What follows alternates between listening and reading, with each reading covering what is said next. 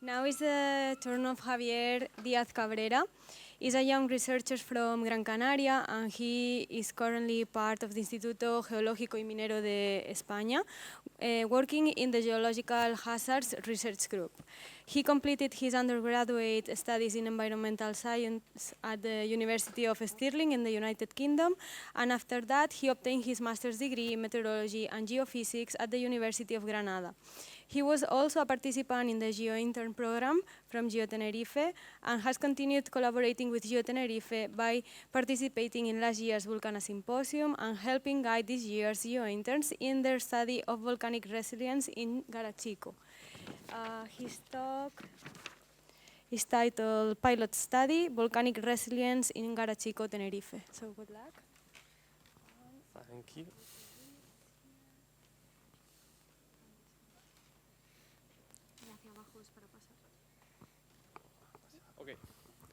Okay, thank you. So today I'll be covering this research project conducted by GeoTenerife, which is about volcanic readiness in Garachico. Okay, so first I'll run a quick introduction into what the GeoIntern program is. Then I'll go on to explaining why we conducted this study in Garachico, then how we conducted it, what were its results, some recommendations which we arrived to from our results. Then I'll also I'll cover the progress that we saw from our project last year in Vilaflor to that of this year in Garachico. And finally, based off the lessons learned from both of our projects, I'll make a link to this year's drill that was done in Garachico, simulating a volcanic eruption. Before anything more, I wanted to clarify the sequence of events. So last year we did a study, or the same study in Vilaflor last summer, and this summer in July we did the volcanic readiness study in Garachico, and then in late October the EU MODEX drill took place in Garachico. So this has already been mentioned, but I want to highlight that I'm working for the IGME-CSIC. So this is important because it gave me the opportunity to attend to the drill that took place in Garachico. So I had first-hand experience of how everything worked, and I also had a chance of seeing how it is, how it works, how it feels being a scientist during an emergency or a simulated emergency. So the GeoIntern program is a multidisciplinary internship program aimed at early career researchers and students. It includes a large focus on science communication, a lot of fieldwork and training, and its results are also a contribution to the Volcano Stories project. This project is based with suggestions from researchers or the public. So they suggest an idea, then GeoInterns collect data and analyze this data to produce a series of results that are then verified by researchers. And then these results are also published back for the population to see. And of this makes a loop in which research is published, new ideas are suggested, and the loop goes on. So what did we accomplish last year in Vilaflor? We conducted an infrastructure survey, and we saw that most of the buildings had flat roofs, and almost half or over half of them were built before 1930. Then we also saw that Vilaflor was composed by an aging population, and when it comes to emergency management, as you can expect from an aging population, almost 30% of households required assistance during an evacuation. But also I really want to highlight that only 1.7% of respondents felt that scientific organizations were reliable sources of information. And then there was also a general sense that the people were underinformed by the authorities regarding volcanic hazards in the area. We also spoke to figureheads of the community, so the mayor of Garachico and members of the local police, and the general message from them was that they wanted a centralized discourse on volcanic hazards or management from the different scientific organizations and the government organizations, and that they were also critically understaffed.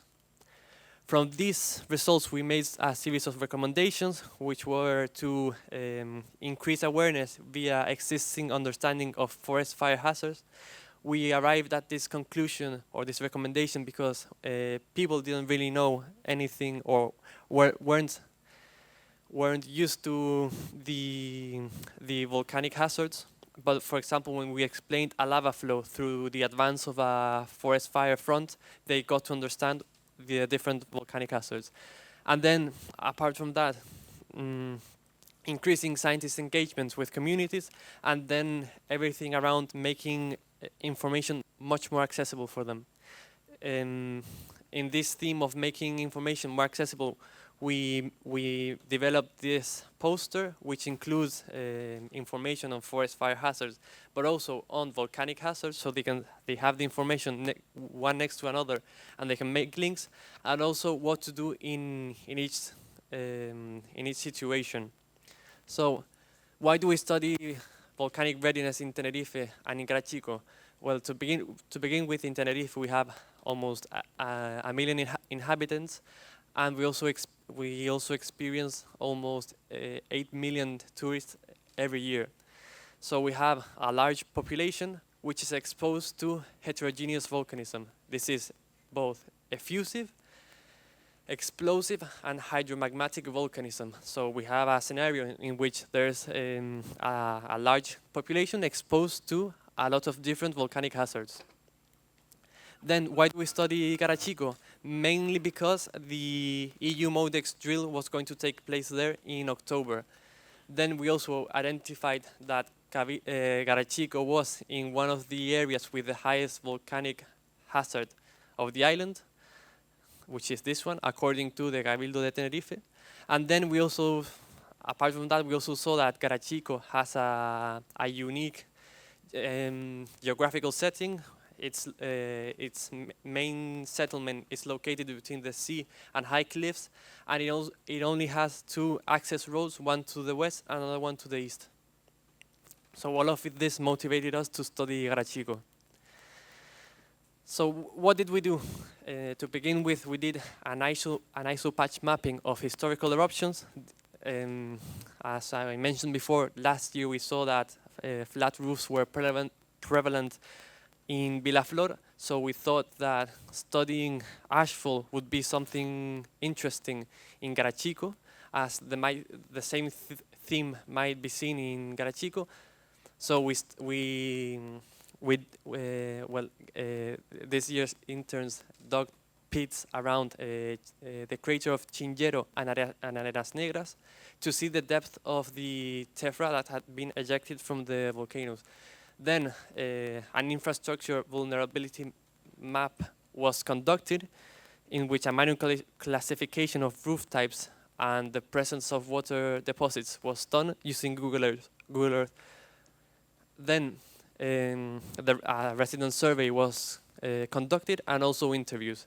This survey was tailored to study Garachico, and it was done to assess residents' awareness of volcanic hazards, understand where they receive information from, and identify trusted communication services.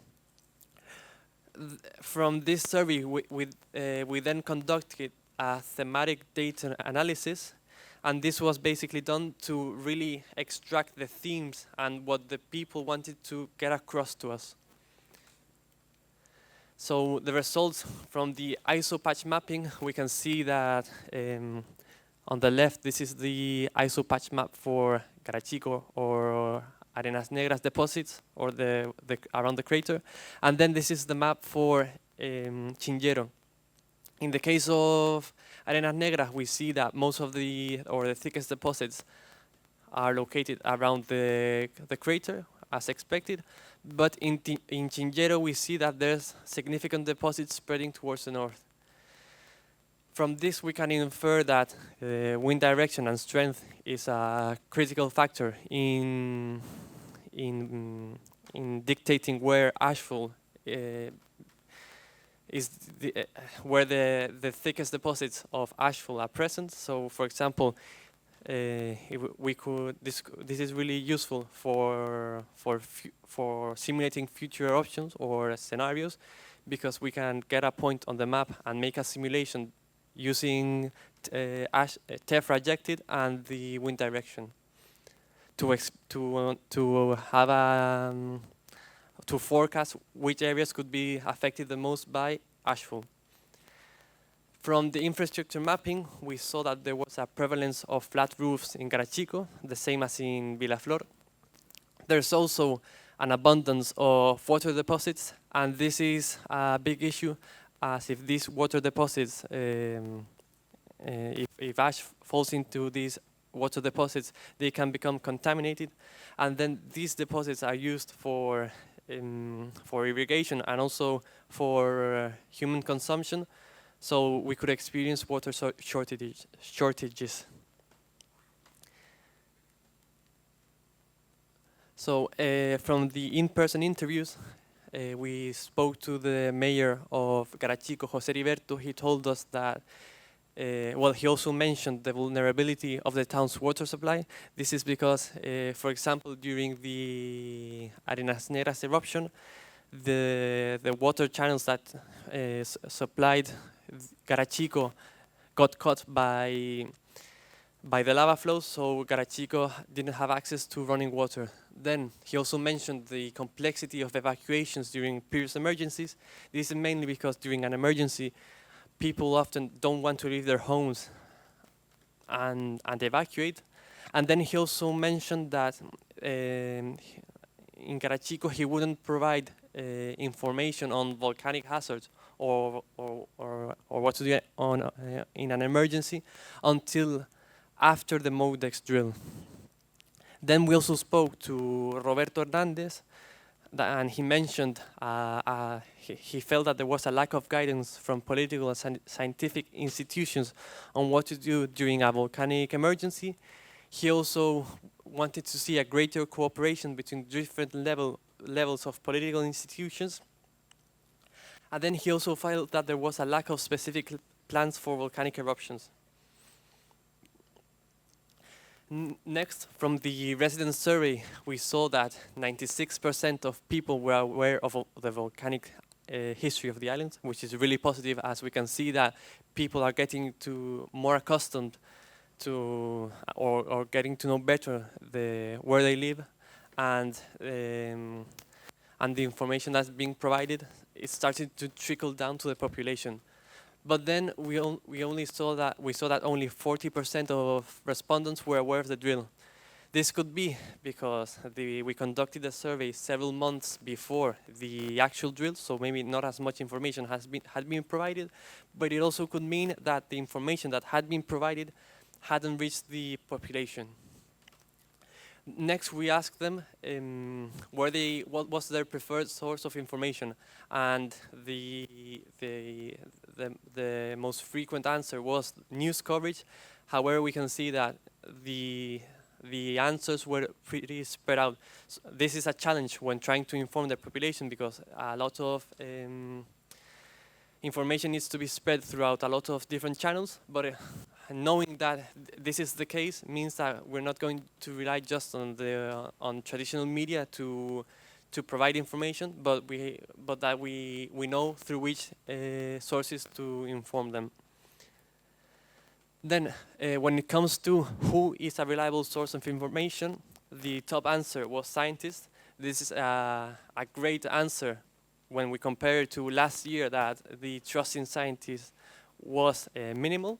So this is a really good change, but we still see that public officials and journalists are really not trusted. When it comes to volcanic hazards affecting Garachico, the responses were that all of the hazards would affect Garachico. This is both good and maybe not so good. Good because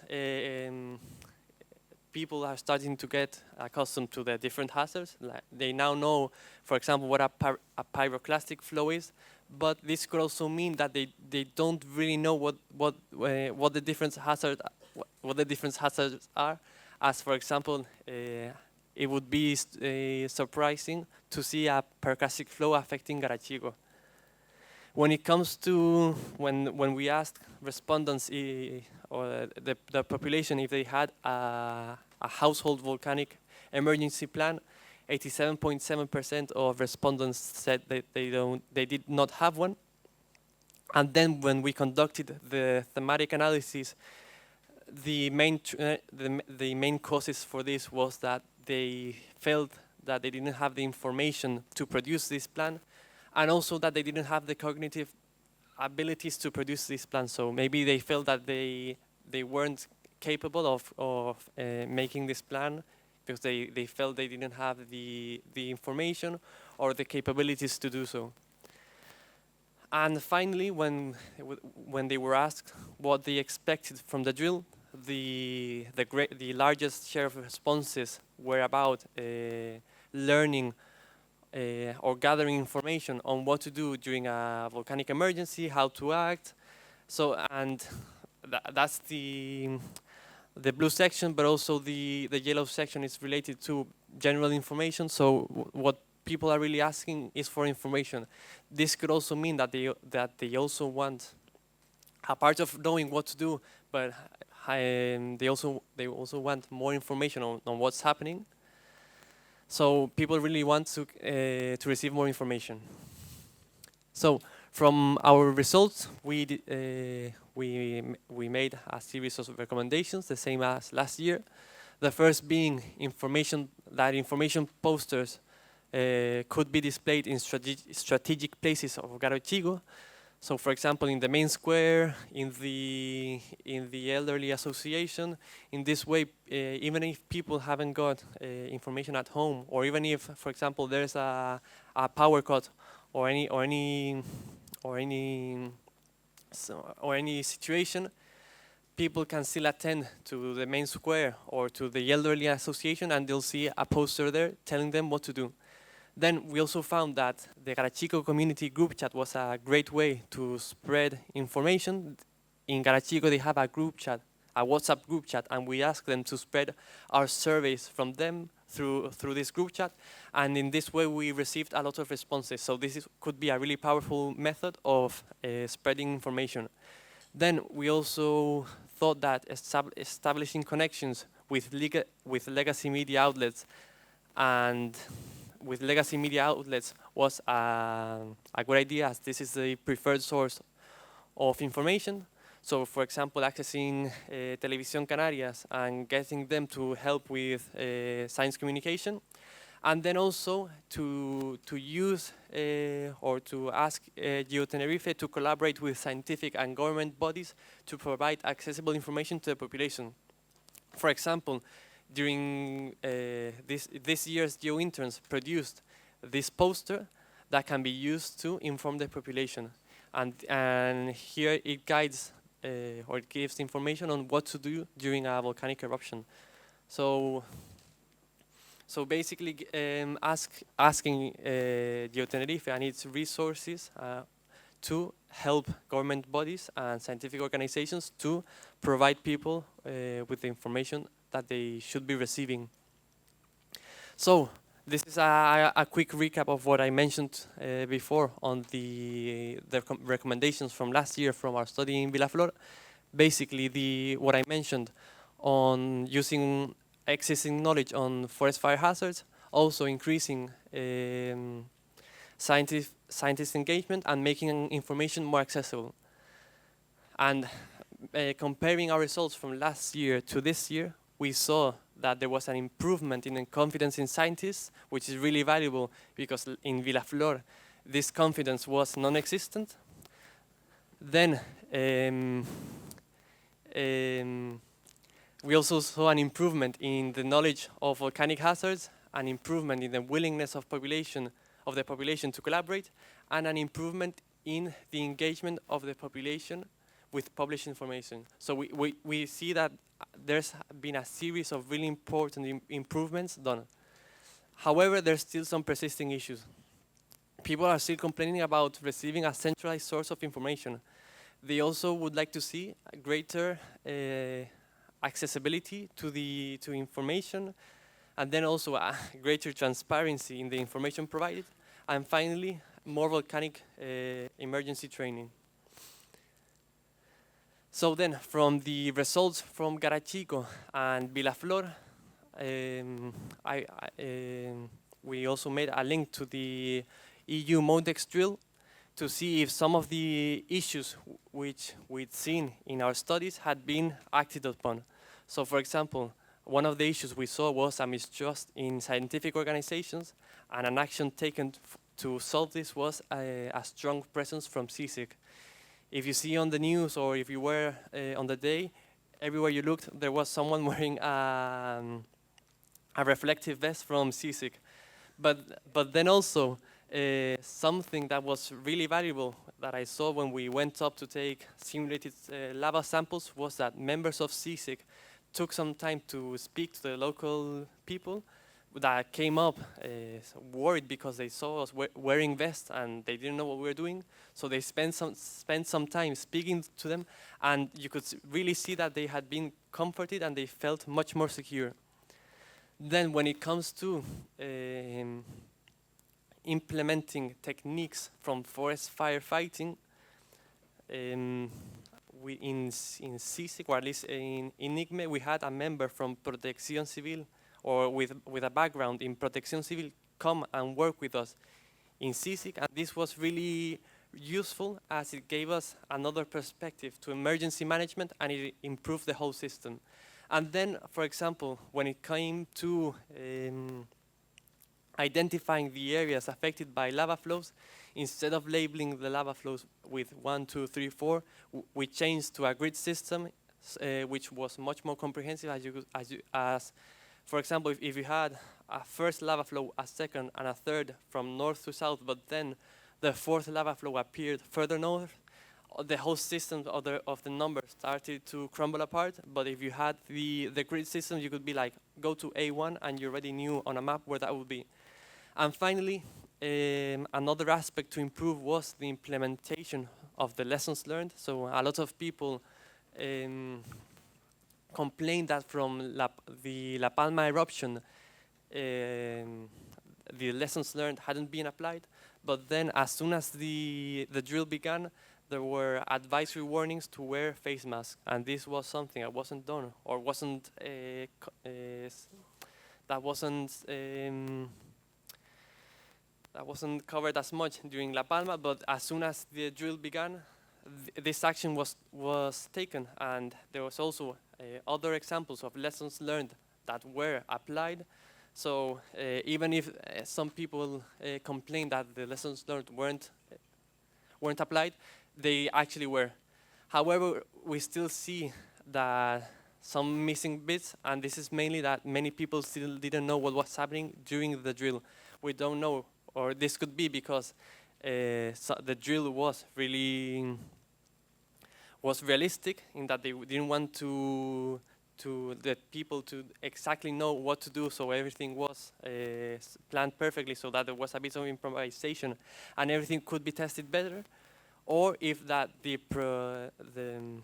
information that was published didn't reach the population in how it was intended. And that's all. I would like to thank this year's interns on the work that they conducted in Garachico. Thank you for listening.